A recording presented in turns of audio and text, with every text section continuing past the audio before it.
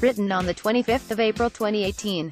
Above, Kane O'Keefe is presented with the Evo-Stik South West runners-up trophy by Southern League Chairman Terry Barratt. Evo-Stik South West, Tuesday the 24th of April 2018 by Alec. Hayter. The Whites ended their home league campaign with a competent victory over playoff hopefuls Bideford, one which many would consider had already been achieved before the first match was abandoned.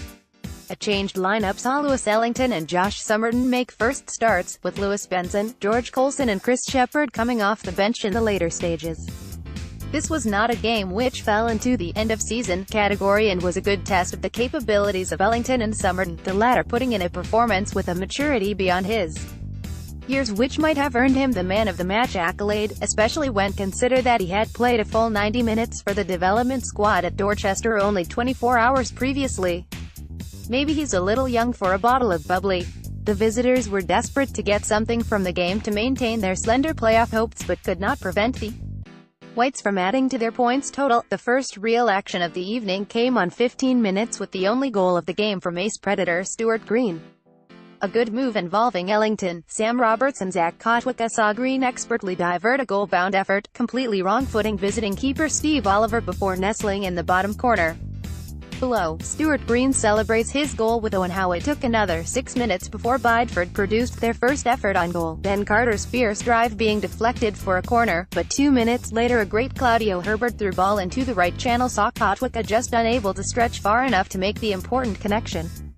On 25 minutes Bideford's Carter arrowed a 25-yard free kick just over the top, and 8 minutes later Josh Key should really have done better when he had the goal at his mercy, but put his effort wide. To end what was possibly Bideford's best period of the game, another good chance was spurned by the visitors. Sean Downing tested Charlie Searle but the ball found its way out to Ryan Turner, who again fired wide, although Sommerton probably had things covered on the line had the ball been going into the net. It really should have been 2-0 at the break as the Whites manufactured a golden opportunity for Eddie Barratt, who somehow put a free header over the top from close in after being found by Herbert searching long cross to the far post. On another day, Salisbury could have been reduced to 10 men after referee Hillier Smith somehow missed an Owen Howe offense shortly after having been cautioned on 40 minutes, but it remained 11 against 11 and just a one-goal difference as the break.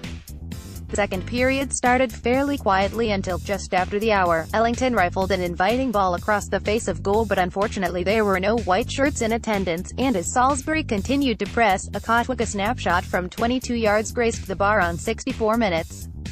The final efforts from a tiring Bideford side saw Will Hancock spring a great save from Searle on 73 minutes, and then shortly after, one-on-one with Sommerton, the Biddy player was muscled out to the extent that he could not keep his finish down and trouble Searle.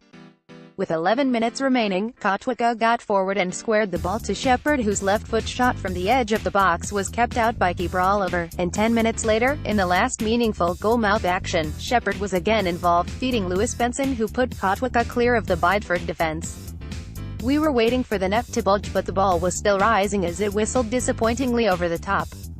Our final game of the season at Bristol Manor Farm on Saturday is another chance to celebrate a great season and, in turn, it is likely that a highly competitive game will result. Looking at the scramble for playoff places, Farm have dropped out of the zone following their 2-0 defeat at Cinderford Town, having looked odds on most of the season to at least extend their campaign. They are in a group of no fewer than 7 clubs who, depending on each other's results, may or may not grab playoff places, so it is imperative that they take the points from us. However, Steve Claridge's men may well have other ideas, and, having secured their own position, can now look on at other results with only a mild interest. Get along if you possibly can for an exciting end to an exciting season. Whatever happens, it is sure to be a great day out.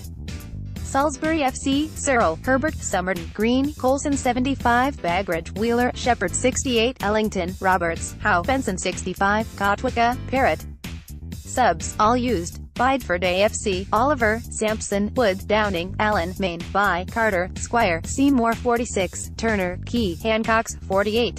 Subs not used: Western, Reed, Harrison. Attendance, 660. Referee, R. Hillier Smith, Southampton. Below, Claudio Herbert receives his Man of the Match award from sponsors Value Cars. Pictures by Roger.